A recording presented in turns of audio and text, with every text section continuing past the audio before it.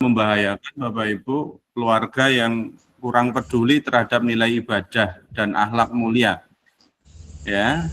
Tetapi menuntut anak menjadi pribadi yang soleh, ya, menciptakan ketidakkonsistenan dalam membentuk karakter anak. Jadi orang tua yang menuntut anaknya pinter, menuntut anaknya soleh, ya, tapi di rumah tidak dibentuk akhlak itu, tidak dibentuk lingkungan itu. Ya, bapak ibunya menginginkan anak-anaknya untuk menjadi anak-anak yang soleh, tapi orang tuanya ngomong, mohon maaf, bapak ngomong sama ibunya dengan kata-kata yang kasar, ya, nyuruh anaknya rajin beribadah, tapi bapak ibunya tidak mau beribadah. Wah, itu termasuk krisis bapak ibu, ya, itu termasuk krisis parenting yang menurut saya sangat berbahaya. Ya, karena anak tidak punya keteladanan sama sekali dan bahkan cenderung bingung. Mereka cenderung bingung. Sebenarnya siapa yang harus saya ikuti begitu? Siapa yang harus saya teladani? Nah, ini rumah tangga yang abai. Maka kami mengajak Bapak Ibu untuk jangan sampai abai dalam hal ini. Ya, Bapak Ibu, lanjut Ustaz. Ya, kita lanjutkan ya dari hal ini ya, bahwa krisis parenting itu menjadi akar krisis bangsa ya dari 3 hal ini tadi. Nah, selanjutnya lingkungan yang permisif. Sebelumnya. Ya. Nah, lingkungan yang permisif, ya, kehidupan yang membiasakan kebohongan kecil, sering berkembang menjadi kejahatan besar di masa depan. Lingkungan seperti ini sangat merusak Bapak Ibu. Mungkin Bapak Ibu, ya, kita itu kalau melihat anak pernah berbohong, ya, kalau melihat anak berbohong, walaupun kecil itu harus segera diingatkan. Karena kalau tidak diingatkan dia nanti akan terbiasa, dan itulah yang disebut dengan permisivisme gitu, dibiarkan gitu. Ya, akhirnya dia terbiasa bohong. Itu berbahaya Bapak Ibu. Kemudian terbiasa meninggalkan sholat, orang tuanya abai tidak, kemudian mengingatkan, itu juga sangat berbahaya Bapak Ibu. Akhirnya anak nanti terbiasa tidak sholat.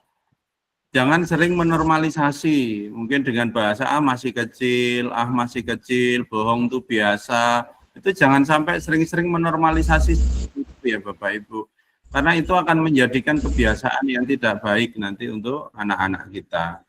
Nah, ini krisis parenting bagi orang tua juga itu sangat berbahaya. Makanya kadang mohon maaf, saya sering ngisi pengajian itu, koruptor sekarang itu nggak ngerti kalau dirinya korupsi gitu. Mungkin karena dari kecil sudah sering bohong, sering ngambil hak orang lain dengan terbiasa begitu, sehingga dia menormalisasi gitu, ya, menormalisasi dengan dalih macam-macam ya, dengan dalih ngasih orang ngasih nafkah keluarganya, dengan dalih membantu saudaranya, ya. Maka ada istilah cuci uang juga ya, ada istilah cuci uang itu artinya mereka karena saking seringnya menormalisasi keburukan kemudian diberikan untuk melakukan kebaikan gitu. Jadi ya, dengan alasan dan dalih-dalih tertentu. Nah, lanjut Ustaz. Nah, jadi Bapak Ibu, ini krisis ini menjadi masalah yang sangat berat gitu ya. Ini gambaran ya Bapak Ibu. Ini contoh.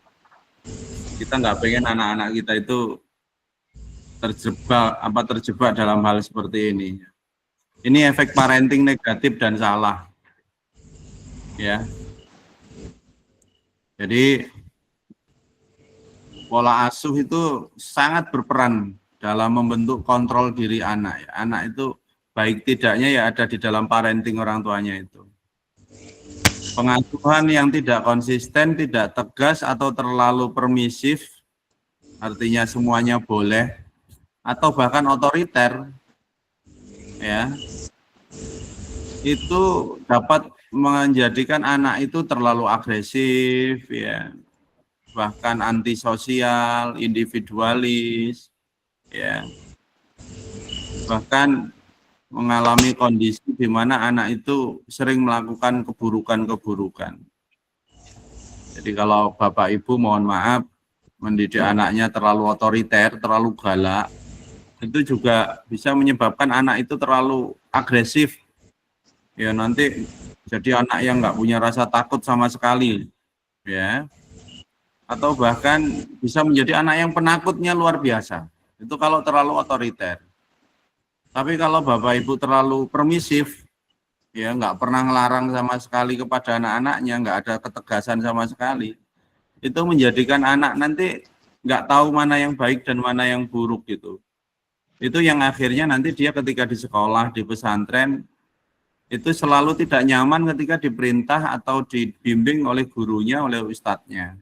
Ya, itu kalau di dalam rumah tangga terlalu permisif, abai, atau terlalu otoriter. Ya. Nah, itu Bapak Ibu. Maka ini yang menarik Bapak Ibu, yang menjadi satu perhatian saya. Kalau dalam ilmu kriminologi Bapak Ibu, ya, bahwa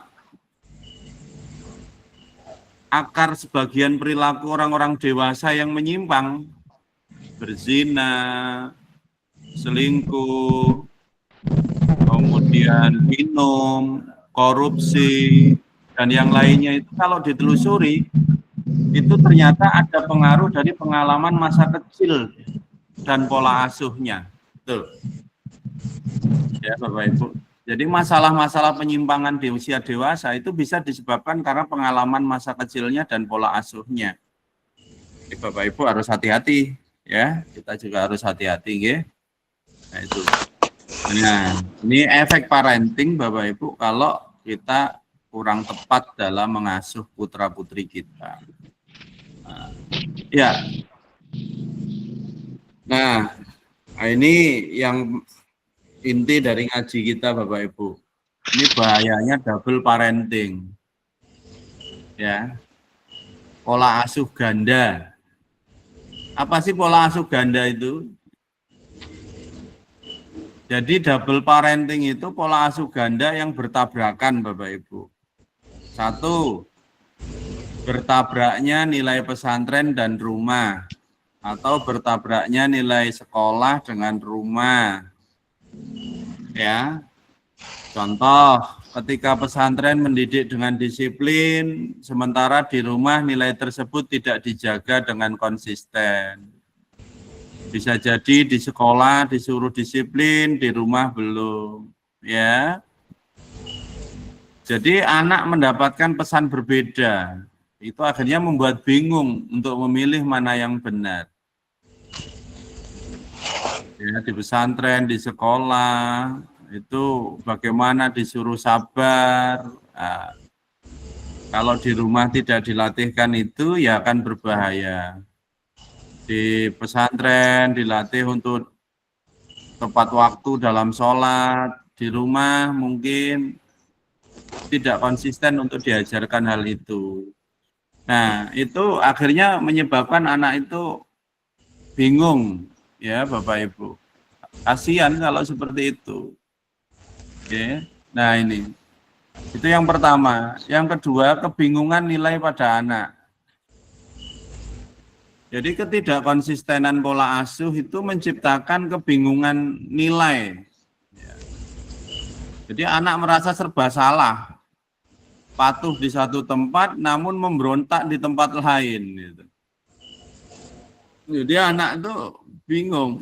Misal disuruh, ini contoh ya Bapak Ibu, di rumah mungkin tidak terlalu ditekankan sholat, ketika di pondok ditekankan sholat, dia merasa salah.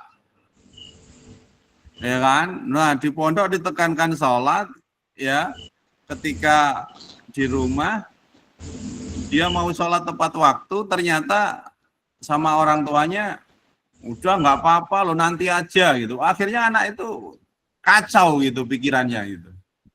Bingung. Ya, akhirnya kan dia bingung. Nah, ini juga harus menjadi perhatian kita semuanya Bapak Ibu gitu.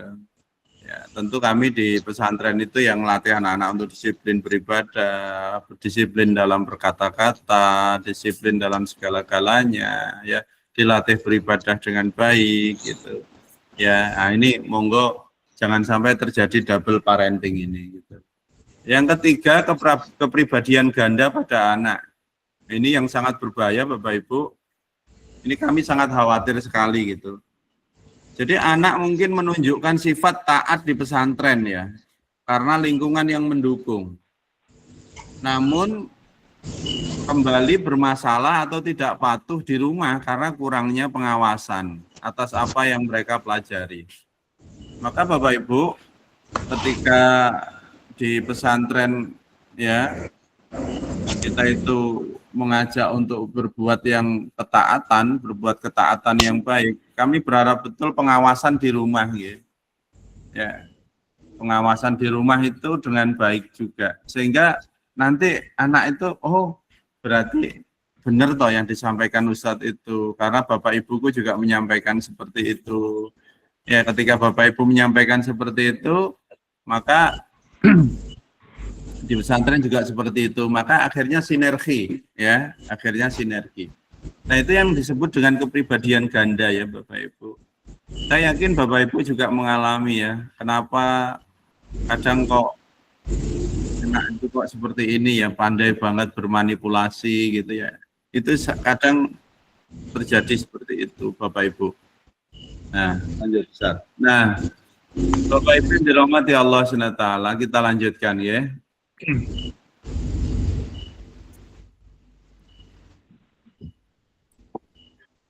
Kemudian perbedaan pola aturan. Ya. Besok akan saya kirimkan di grup Bapak Ibu apa saja yang harus Bapak Ibu lakukan di rumah yang pesantren sudah melakukan. Nanti Bapak Ibu bisa pelajari yaitu supaya tidak terjadi pola aturan yang berbeda.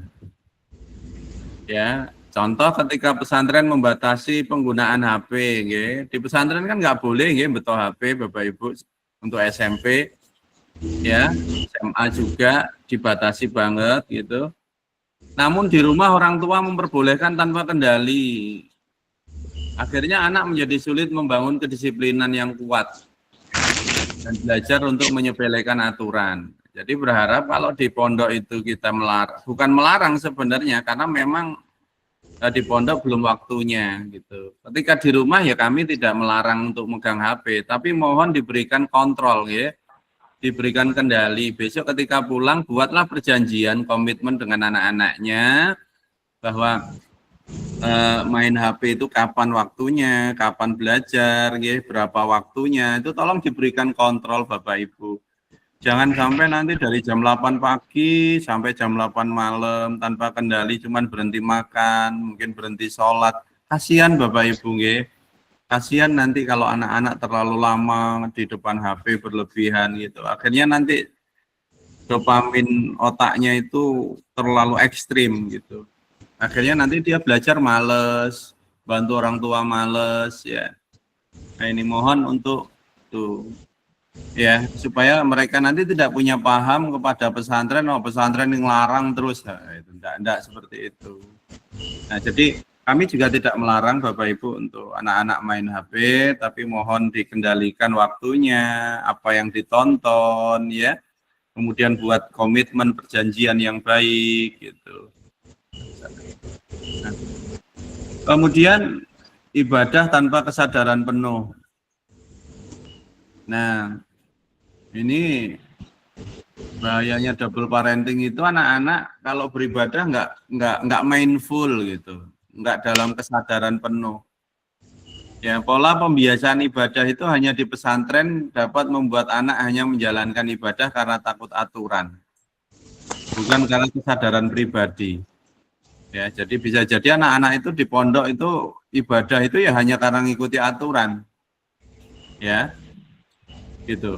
Bukan karena niat yang kuat untuk mengikuti perintah Allah Subhanahu wa taala. Ya. Nah, ini Bapak Ibu. Jadi ini yang harus menjadi perhatian kita. Jangan sampai anak-anak itu ketika beribadah hanya takut dengan aturan. Nah, tapi kita berharap itu ketika beribadah benar-benar niat ya. Akhirnya senang. Kami itu sangat punya harapan Bapak Ibu, anak-anak itu ketika beribadah tanpa dipaksa, tapi senang ya, tapi senang. Ya.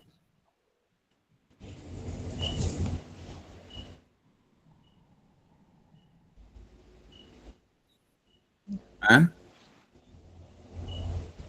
Sinyalnya bisa hilang. Oh gitu.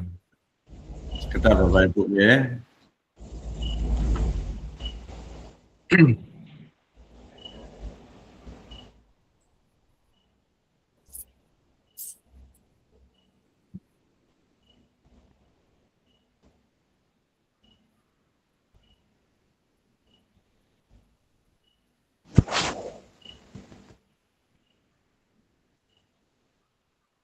Ya.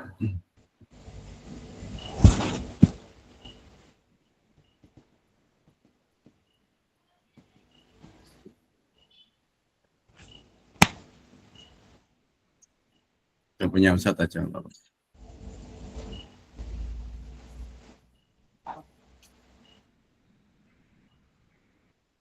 Ya. Nah, maka Bapak Ibu, pesantren tidak bisa bekerja sendiri ya. Jadi pesantren itu butuh Bapak Ibu, apalagi besok liburan ya. Bapak Ibu besok anak-anak itu kan liburan, jadi mohon untuk diawasi betul, karena ketika di rumah itu menjadi tanggung jawab Bapak Ibu semuanya. Ya, ketika nanti Bapak Ibu di rumah, anak-anak itu menjadi tanggung jawab Bapak Ibu. Nah, kenapa pesantren tidak bisa bekerja sendiri Bapak Ibu? Karena keterbatasan waktu kami. Ya, waktu kami ya mungkin ketika anak-anak lagi di pondok, ketika di luar pondok, ya itu menjadi tanggung jawab Bapak Ibu semuanya. Nah, kontribusi pesantren. Jadi pesantren itu adalah ruang ikhtiar untuk mendidik santri dengan ilmu, ibadah, akhlak, ya. Tetapi keberhasilannya hanya optimal jika diimbangi dukungan penuh dari lingkungan keluarga. Nah, ini jadi kami itu ya ngakui Bapak Ibu, anak-anak itu baik tidaknya juga sangat bergantung dari Bapak Ibu. Maka kami mengajak Bapak Ibu untuk bagaimana bareng-bareng. Kemudian risiko hilangnya nilai Bapak Ibu, ya, tanpa menjaga nilai-nilai pesantren di rumah, pembentukan akhlak yang dibangun pesantren berpotensi rusak. Jadi kalau kami ngajarkan sholat tepat waktu, baca Quran, zikir pagi sore, kalau di rumah tidak diingatkan, nanti ya libur setengah bulan, wassalam Bapak Ibu ya. Nanti balik lagi gitu, ya. Nanti balik lagi ketika dia di pesantren gitu. Nah, ini harus jadi perhatian kita semua ya. Nah, ini Bapak Ibu, maka pesantren tidak bisa kerja sendiri ya. Pentingnya konsistensi itu. Jadi Bapak Ibu ya, agar anak-anak tetap baik dimanapun tempatnya, monggo konsisten bareng-bareng ya, karena apa yang di pesantren perlu dikesinambungkan, dilanjutkan di rumah. Apa yang dilarang di pesantren ya monggo dilarang di rumah. Ngoten nggih. Itu anak nanti. Kemudian monggo kita komitmen bersama. Jadi orang tua itu enggak hanya bertugas sebagai pengawas, tetapi juga penjaga utama pola hidup anak. Ya, jadi kolaborasi erat antara pesantren dan orang tua akan menghasilkan anak yang tidak hanya akademik, tetapi juga berakhlak mulia. Jadi monggo kita komitmen gitu Bapak Ibu bareng-bareng mewujudkan untuk menjadikan anak-anak yang soleh dan soleha. Kalau di pesantren dilatih untuk berhijab, ya di rumah monggo diingatkan dan kemudian dikontrol dan diteladankan gitu. Nah itu Bapak Ibu, insya Allah itu nanti akan mewujud ya, walaupun ya tidak gampang gitu. Nah Bapak Ibu ya, bagaimana sih kita bersinergi antara pesantren dan orang tua Bapak Ibu ini ya. Nah yang pertama pilar parenting sinergi pesantren dan rumah adalah kesatuan nilai ibadah. Nilai-nilai ibadah yang diajarkan di pesantren seperti sholat tepat waktu, baca Quran, perlu dijaga dan dianjurkan di rumah, dilanjutkan di rumah.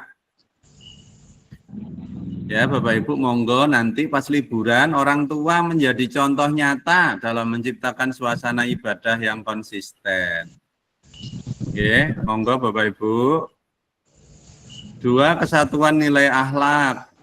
Kalau di pesantren dibiasakan beradab kepada guru, ya, salim, ya kalau berjalan harus sopan, ya doa. Nilai ini juga harus diperkuat di rumah melalui penghormatan kepada orang tua. Jujur yang diajarkan di lembaga pendidikan pun harus diterapkan dalam keseharian keluarga. Dilatih jujur, tawadhu, penuh syukur, selalu berdoa, ya. Itu. Kemudian kesatuan disiplin. Ya. Jadi disiplin yang dibangun di pesantren melalui pengaturan waktu dan tanggung jawab perlu diajarkan juga di rumah. Ya disiplin megang HP, disiplin belajar, disiplin segala-galanya ya Bapak Ibu. Nah ini monggo nanti juga dilanjutkan di rumah. Jangan sampai nanti diabai ya. Nah ini penting banget Bapak Ibu. Apa kesatuan kontrol digital, nah, salah per-HP-an, ya mohon dibatasi penggunaan gadget, ya. Jadi kalau di pesantren itu dibatasi, monggo di rumah juga iya. Tapi ya rasa nggak usah kaku-kaku banget Bapak Ibu. Coba komitmen nak, ya misal mereka minta main HP, ayo mau berapa jam?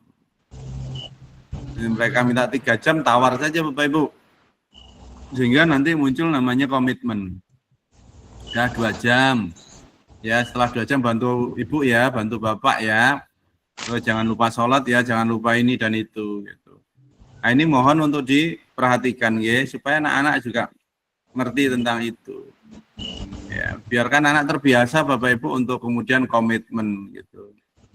Ya. Kemudian penerapan secara konsisten. Ya, jadi pilar-pilar tersebut itu harus dilakukan secara konsisten, nggak boleh terpisah. Ya, jadi antara pesantren dan orang tua di rumah harus istiqomah, konsisten. Jadi jangan hanya pas habis parenting ini ya Bapak Ibu, nanti semangat, setelah itu enggak. Gitu, oke. Nah, apa sih yang harus dilakukan orang tua Bapak Ibu? Peran strategisnya. Oke. Nah, Bapak Ibu itu sebagai mitra pendidikan pesantren, kami nggak akan bisa Bapak Ibu mewujudkan cita-cita kami, visi kami tanpa Bapak Ibu semuanya. Ya. Jadi kami yang punya visi bagaimana melahirkan anak-anak yang berakhlakul karimah, ya, ahli ibadah, berilmu. Nah, itu harus bermitra dengan Bapak Ibu, yang kemudian di rumah pun Bapak Ibu menjadi guru. Ya. Kemudian Bapak Ibu menjadi penjaga nilai di rumah. Kalau di pondok ada yang nggak sholat, kemudian kami tegur, ya nanti di rumah juga Bapak Ibu yang negor. Kalau mereka makan tangan kiri, kami yang negor, yang Bapak Ibu nanti yang kemudian menegurnya. Kalau mereka keluar nggak pakai hijab, kami negor. Kalau di pesantren ya Bapak Ibu kemudian di sana yang menegurnya. Nah, jadi nanti ada konsistensi gitu. Dan Bapak Ibu sebagai teladan utama dan dalam akhlak ya. Kalau di pesantren itu ustadz-ustadzahnya, nah nanti di rumah ya Bapak Ibu. Ya. Itu. Jadi Bapak Ibu adalah mitra kami yang sangat kuat ya, seperti itu. Kemudian Bapak Ibu adalah pendorong konsistensi ibadah. Anak-anak nanti di rumah beribadah atau tidak ya Bapak Ibu yang dorong. Itu. Ya, syukur Bapak Ibu tahajud, ya syukur Bapak Ibu subuhan ya tertib gitu. Nah, ini ya. Jadi malah anak itu jadi guru kita Bapak Ibu. Ya, nah terakhir penyedia lingkungan positif, ya. Anak-anak itu butuh lingkungan ya Bapak Ibu. Kalau lingkungannya baik, sehat mereka, sehat lahir batin. Kayak ikan Bapak Ibu, kalau airnya bersih, airnya sehat, ya mereka sehat. Sama dengan anak kita. Kalau lingkungannya sehat, insya Allah mereka sehat. Kalau di rumah lingkungannya positif, mereka akan jadi positif. Tapi kalau lingkungannya nggak positif, ya mereka nggak jadi positif itu. Ya, kalau di rumah lingkungan ibadahnya tumbuh, akhlaknya tumbuh, ya, nanti mereka akan tumbuh bersama. Gitu. Nah, maka monggo kita komitmen bersama, ya. Nah, ini komitmen parenting bersama. Bagaimana kita punya komitmen antara pesantren dan sekolah, pesantren dan orang tua. Yang pertama, jaga aturan pesantren. Orang tua diajak untuk secara konsisten mengikuti aturan yang ada di pesantren agar nilai-nilai pendidikan yang diterapkan pesantren tetap terjaga saat anak berada di rumah. Jadi besok beberapa aturan-aturan kami akan share Bapak Ibu, nggih, monggo bareng-bareng dijalankan dengan baik. Menegakkan adab dan ibadah. Jadi Bapak Ibu ya menjadi teladan dalam adab dan ibadah agar anak terus terinspirasi untuk mempraktekkan nilai-nilai yang diajarkan di pesantren. Jadi Bapak Ibu jadi teladan ya, adab, akhlak ya. Yang ketiga, monggo berkomitmen untuk ngontrol anak-anak kita ya. Ngawasi aktivitas mereka.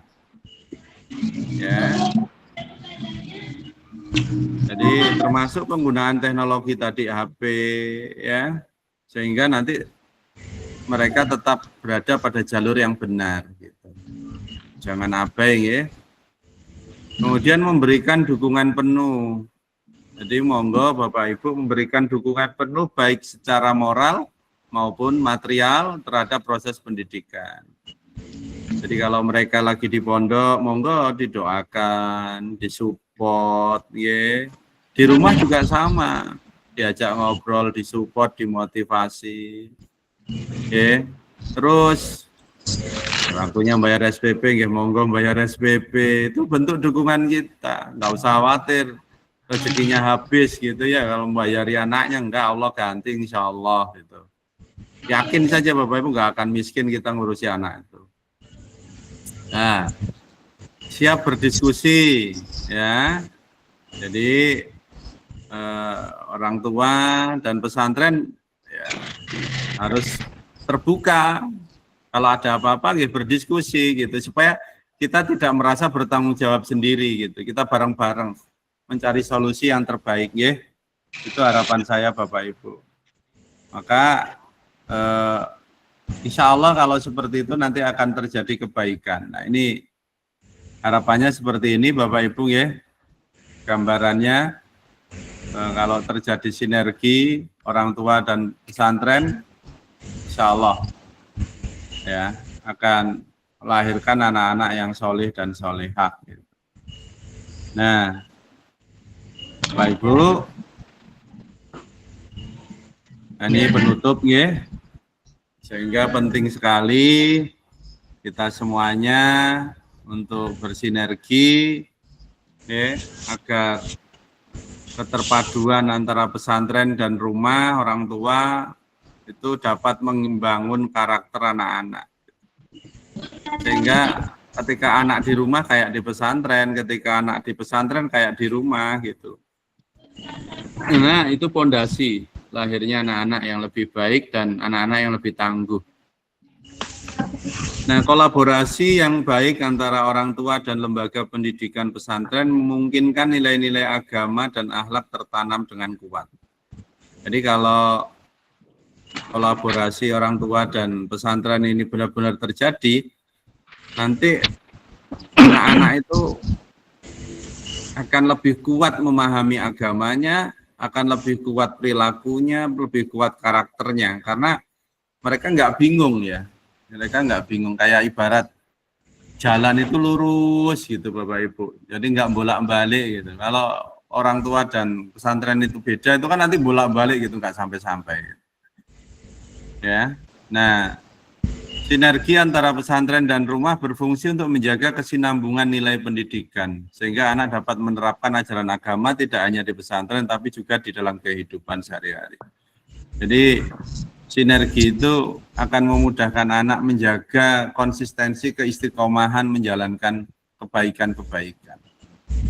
Ya, ibaratnya kalau 6 bulan belajar di pesantren, kemudian libur setengah bulan, kemudian beda di rumah, yang 6 bulan hilang, nanti balik lagi Bapak Ibu, ya, nanti balik lagi.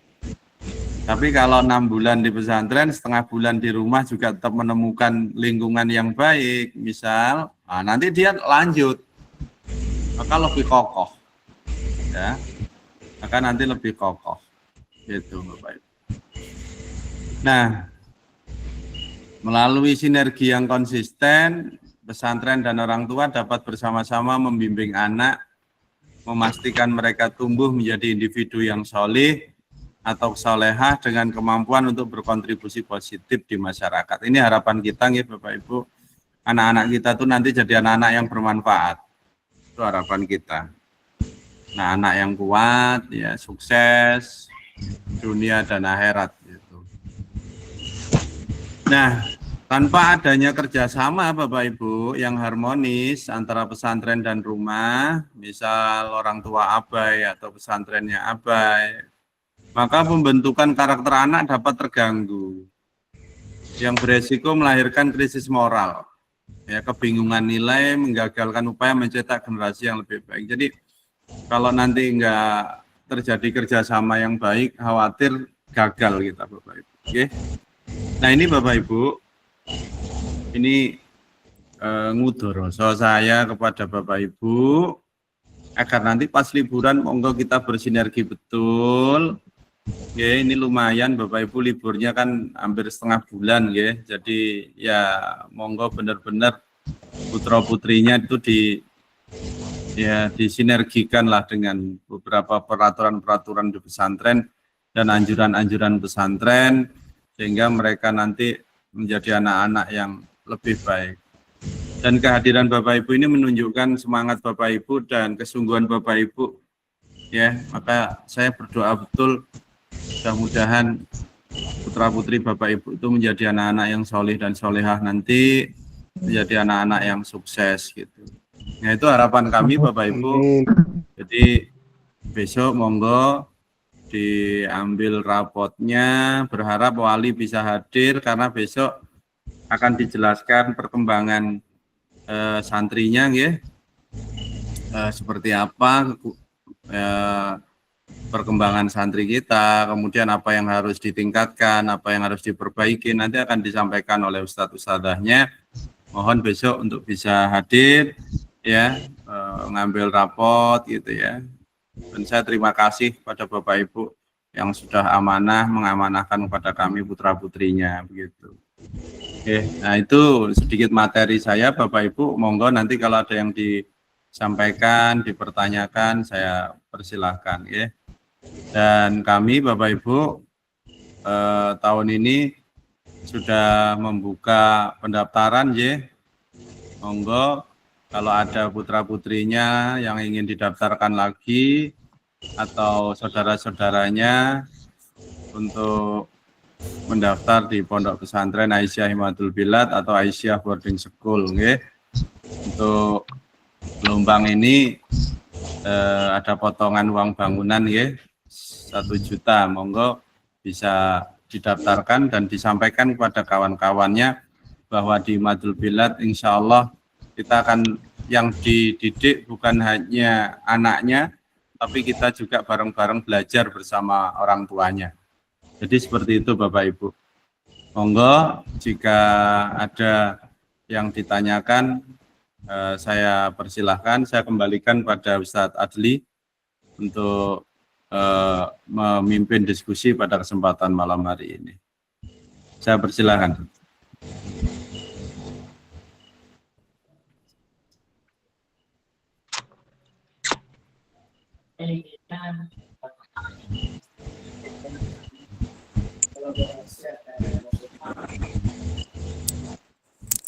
Ustadz dan Ustazah itu menjadi pondasi yang paling penting dalam kita mendidik anak-anak kita, khususnya di pesantren atau di sekolah.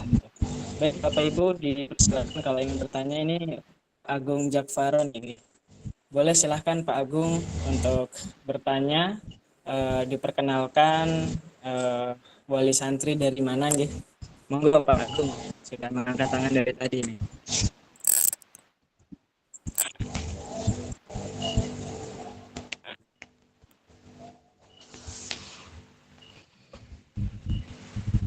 Silahkan Pak Agung.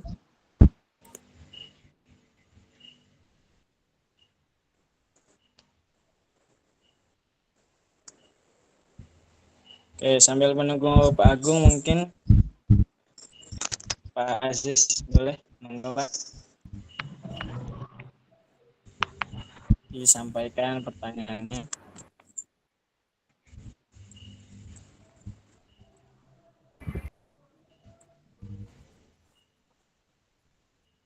Monggo Bapak Ibu, mumpung kita ada waktu untuk berdiskusi, monggo saya persilakan tentang anak-anak kita, ya. Monggo silakan. Mas Ajis, silakan.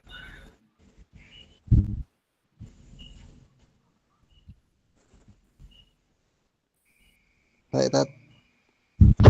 Assalamualaikum warahmatullahi wabarakatuh. Waalaikumsalam warahmatullahi wabarakatuh. Kenalkan, nama saya Aziz Nur Anan, wali santri dari Aziz Boniu dari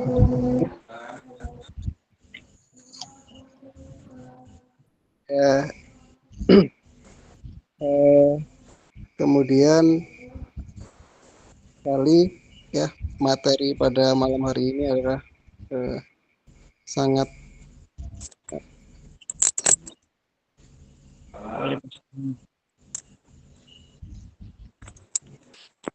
bagi semua ya. Terima kasih ya. Kemudian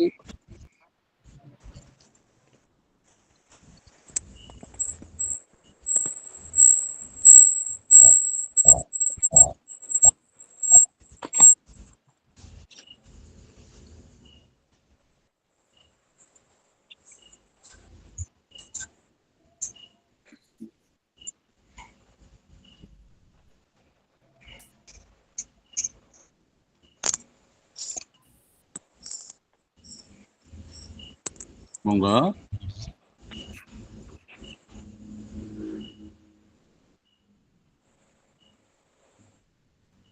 Assalamualaikum, Tat.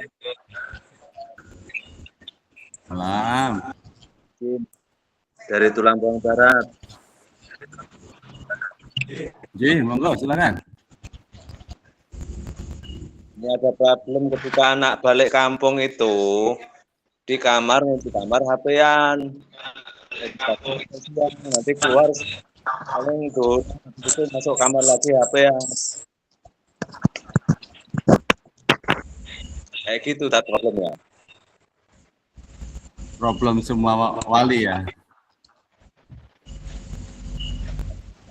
Ya. Ya. jadi kayak gitu, Ustaz.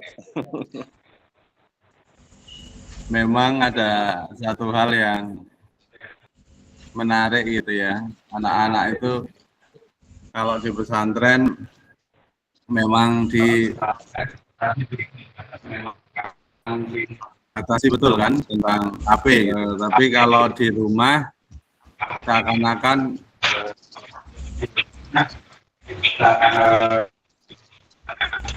apa namanya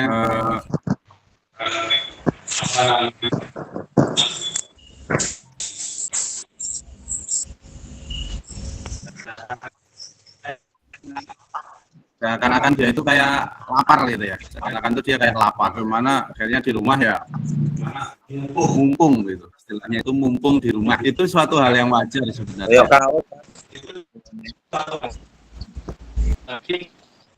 Tapi yang perlu diingat, kita jangan menormalisasi itu ya. Mas Seger jangan sampai menormalisasi itu. Coba itu